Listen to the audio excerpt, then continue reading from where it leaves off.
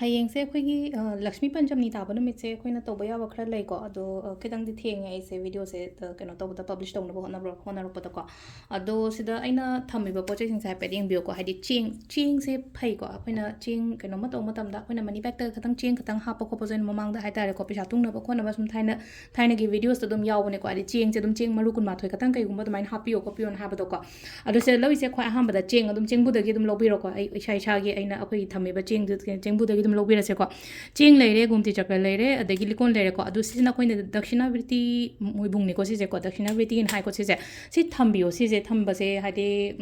kana bane ko yamna kana bane haibe ga tradition leina ko google da kai dum hai petang check to bio sum aina haiba khatang gi wasuna ta dakshina vriti keno hana haira thira ko adu ma thamba gi kana ba se kai no hai kan da hadi paisa nung sa gi oiro natraga haidi ai gi thaba inkhang kari kra su gum da growth hena pi ba do oiba even angang gi lai lai shu da phawo da phai ba si je overall health ki ona jo phai ko tinga ga thakpa phawo adu do naina ko na sema ge ko da hayeng gi dang oina toba ya ba samlamna ai mayam da share to jar ken to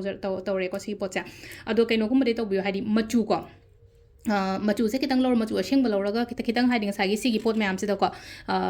keno to biba hari kitang tai biu ko adu do malere ko de paisa chapi malore ko slai je hadi lupa manga chapi ni khangde lupa chapi chandi ni khangde ani chapi chandi ni khangde tara chapi chandi ni khangde coin oiga da ba adu do malere ko adu khwai akoina phi angang ba lore ko se da inte ko phi angang bo gera singa angang bo gera amo gera ko adain tor ko dum lobi ra se dum hadi sida kishala tham doine ba du gi ne ba ina swana hadi phi angang bo gumba kai gumba lore se ko adu khwai ham da ko cheng lere ko ai gi cheng se sida ha pe adu gi matung da ngasai akhoi gi sigi ko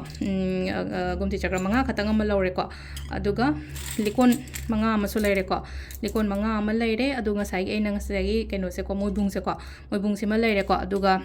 paisa chapi ma ga lore ko si se phajana kishalaga ai gi shola le ma pham hari suppose si frame se ai gi lai la pham ne na khala se ba ata ga di si se koina thambi je ba sain tor ko hadi kon se da tor hadi si je kat le da na kon to khoina kat pa se kram kan da kat pa ya ga dai hayeng gi numit dum ayuk ta gi horaga nungdang gi pung 13 makhai phaw manung da kat piyo ko adu si se kat laga kat pa loira matung da kisal le da na ko kisan ba jis maina dum hari yum laga lang kisan gira na traga hadi khetang ai phi je katang pi e koina kana thup cha laga na to phi je kara chaw boi tar ga dum koina ki ba se hadi mai ge mari mak ta gi loin kisal laga keno tawrim pham dum thambiyo ba shor la li ma pham dum thambiyo ba lakshmi gum la pa khot pa le ra ga di adu ma mang dum thambiyo lokar da ga da hapsan kan ko dum lai mamang dum leje sno ba aduga mathangi Lakshmi Panchamni lakpa matam da amuk sindok se ba si cheng kari kra se amuk sindok se ba duga ngasai gi keno se ko hadi phi ne cheng ne adu ma'am to lo ne sindok amuk to bi ba ya ga ni ko ado sida video se amna changa lo roge hayeng gi to ba ya ba dum hanai se ayuk ta gi horaga nungdang gi 13 makai pa ba dum nai to bi ba ko ai ta keno to raga adu sida leina ko hadi to matam da thaja ba se ne ko yamna keno to matam da ritual to remedies na traga khoi gi manifestation to matam da beliefs ne ba yamna hadi ai gi hotna ba plus ngasai gi sugum ba to ba se da hadi hotna ba duga hotna dana di tumma ga leraga hadi ritual pung to tumma ga leba mi su ga ritual to raga khara hotna ba mi sina khara ju hena ju dum manifestation or sugum ma se hadi to thaja ba su hen bane ko adu na hadi sta isha gi energy balance to na ban yam seng na hadi energy balance to raga di ngasai gi aphaba thoughts to lai da na ko khoi da adu gi da mak ta ni ko adu na si suma su to biro mayam ko Lakshmi